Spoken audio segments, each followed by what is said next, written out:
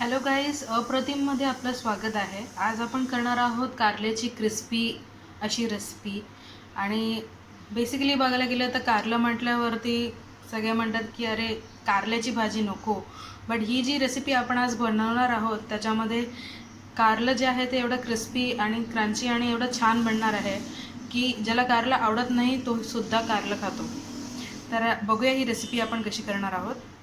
या रेसिपीसाठी आपल्याला पहिलं तर कारला मधून कापायचं आहे आणि त्याच्यानंतर त्याच्या आतल्या सगळे जे बिया आहेत ते आपल्याला काढून घ्यायचे आहेत आणि मग आपल्याला एकदम बारीक असे त्याचे काप करायचे आहेत. आता यात आपण टाकत आहोत 1 चमचाभर तिखट,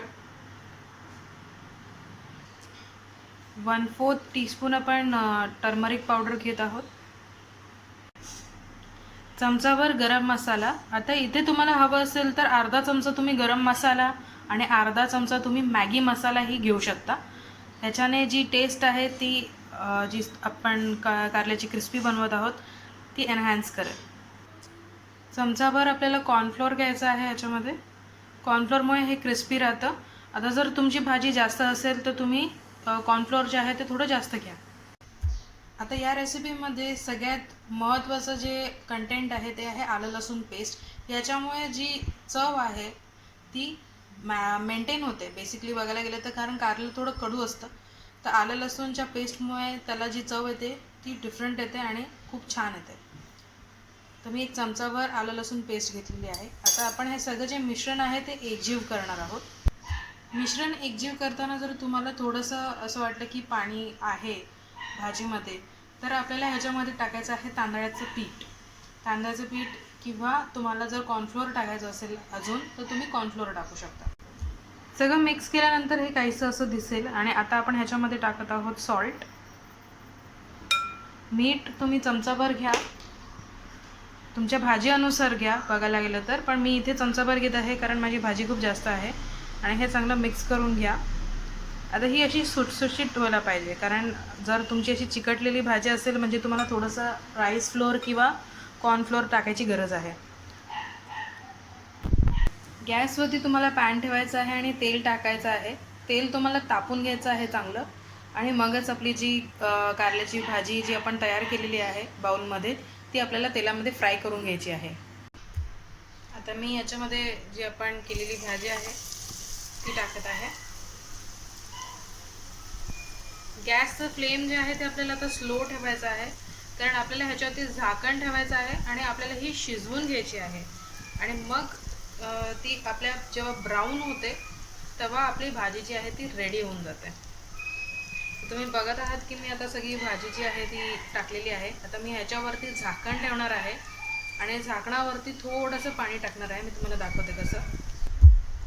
तर मी ह्याच्यावरती झाकण ठेवत आहे आणि हे एक ताटच आहे बघायला गेलं तर, आणि ह्याच्यामध्ये मी थोडंसं पाणी ठेवलं आहे.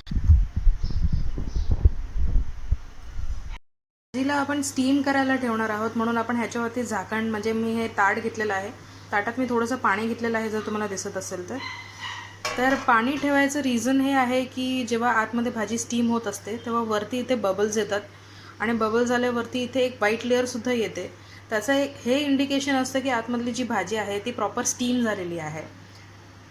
एक 15 मिनिट्स देणार आहोत आतमध्ये भाजी प्रॉपर होण्यासाठी. ॲक्च्युली बघायला गेलं तर तुम्ही 5 to 10 मिनिट्सच्या रेशोमध्ये भाजी चेक करायला हवी आतमध्ये, आणि थोडीशी आपल्याला फ्राय करून घ्यायला हवी. आता हे 5 मिनटानंतर मी ही भाजी थोडीशी ढवळलेली आहे. तर याच्यामध्ये तुम्ही बघू शकता की थोडंसं ब्राउनिश तर झालेलं आहे, बट ही भाजी शिजलेली नाही आहे. तर म्हणून मला ही अजून स्टीम करायची आहे. हे 10 मिनटानंतर आहे. 10 मिनटानंतर मी थोडी भाजी परतवली आहे. आता पुढच्या 5 मिनटासाठी पण मी थोडंसं स्टीम मोडवरतीच ठेवणार आहे भाजीला.